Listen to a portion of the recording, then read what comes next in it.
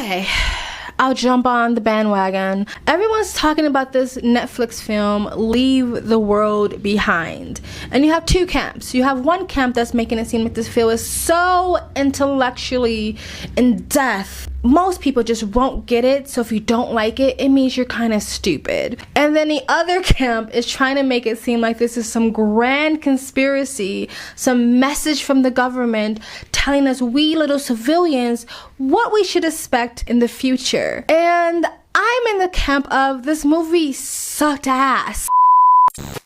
Okay, it wasn't the worst film I've ever seen, but it was not a masterpiece as people are trying to scoff about. You know how, like, when you can go, or like that meme where you go into like an art exhibit and there's just literally a giant blank canvas and maybe it has like one red dot on it, but it's like a giant blank canvas and everybody in the room is trying to make it seem like it's so deep and so intellectual and so in depth, and you know, you have one or two like art experts saying it's a masterpiece, so everyone just falls in line with it because they don't want to look like the stupid one. That's what I feel like this movie is. This is not a blanketed movie review.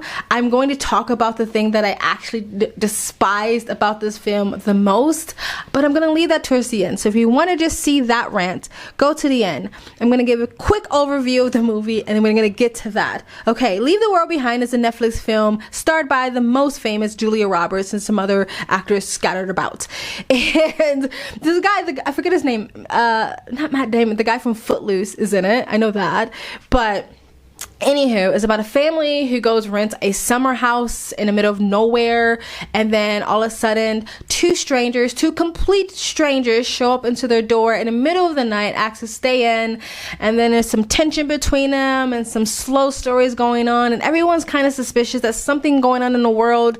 Everyone's kind of like, it's not that serious, but then they realize there's this giant attack. Basically, all the enemies of America have come together to attack America from basically the inside out. It almost seems like a cyber attack of some sort, where they're cutting off all types of communication, the internet, satellites, planes are like crashing into the freaking ground, boats are just washed up into the ocean because they have no more navigation and they can't contact with any, or they can't communicate with anybody on ground.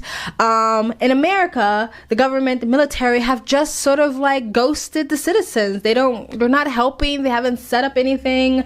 They're not even communicating with the citizens of what's going on. So it's like American citizens are pretty much on their own, left to survive to their own devices. But it's pretty much just kind of focused on this one family and them trying to figure it out. They kind of leave it very vague in a way, and that's supposed to be like the greatness of the show, that is vague and you gotta figure it out. Everyone's going crazy on TikTok about this film.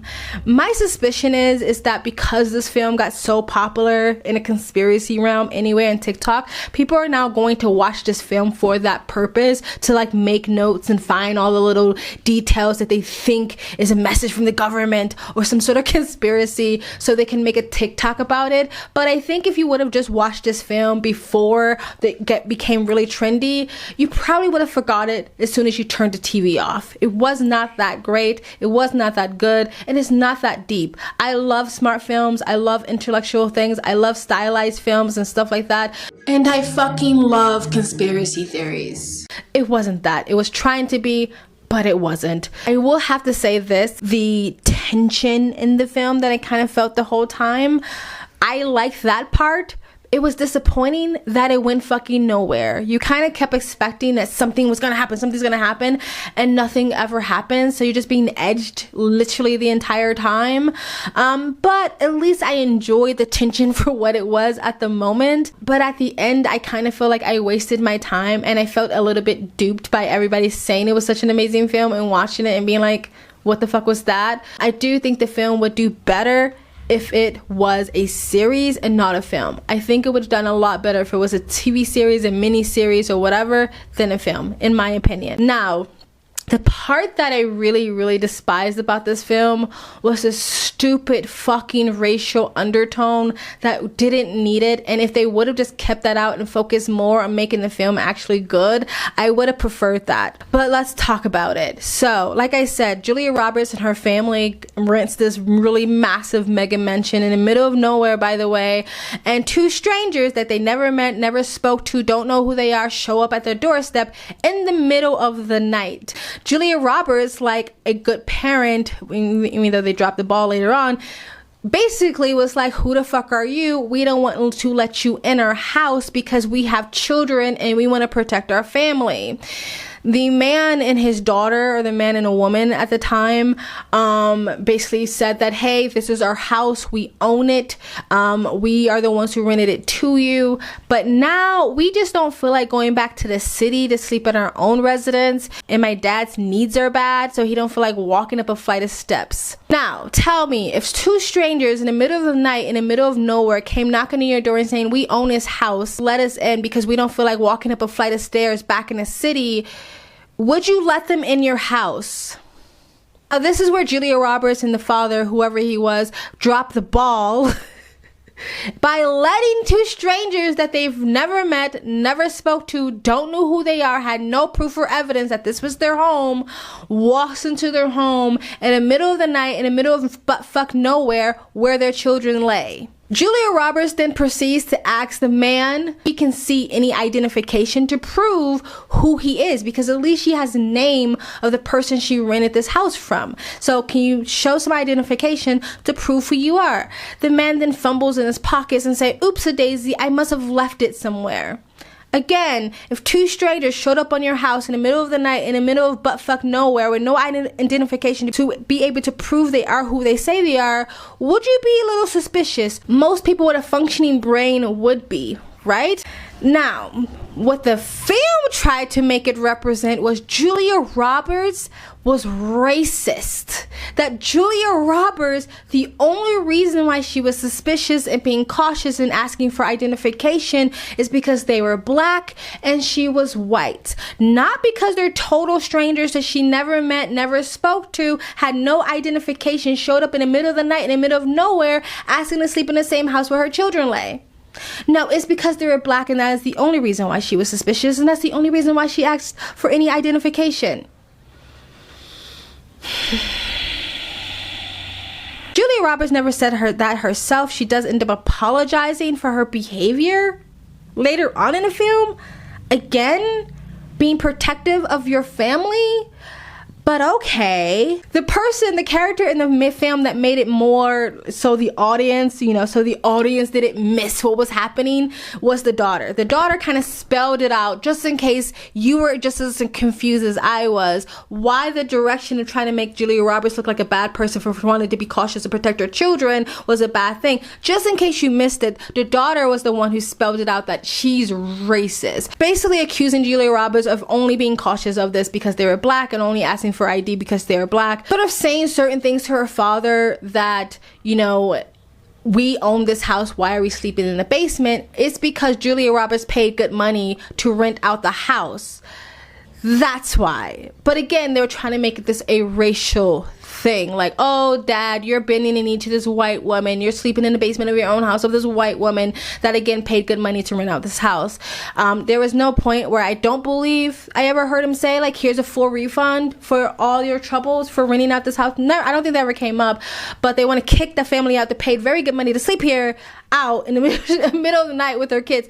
Okay, there was another comment that Julia Roberts made about her hair, because the girl said she asked Julia Roberts if she wanted to go swimming.